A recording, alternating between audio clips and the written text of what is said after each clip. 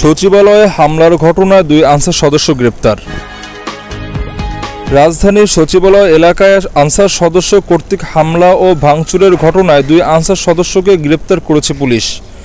আজ মঙ্গলবার 3 সেপ্টেম্বর তাদেরকে গ্রেপ্তার করা হয়। গ্রেপ্তারকৃত আনসার সদস্য হলেন সোহাগ মিয়া ও মিজানুর রহমান তুহিন। তারা আন্দোলনের সমন্বয়ক হিসেবে দায়িত্ব পালন করেছিলেন। ঢাকা জেলা পুলিশ আনসার সদস্য সোহাগ মিয়াকে সাভার থেকে গ্রেপ্তার করান। তার গ্রামের বাড়ি মানিকগঞ্জ জেলা দৌলতপুর উপজেলায় পারমাস্তাল গ্রামে।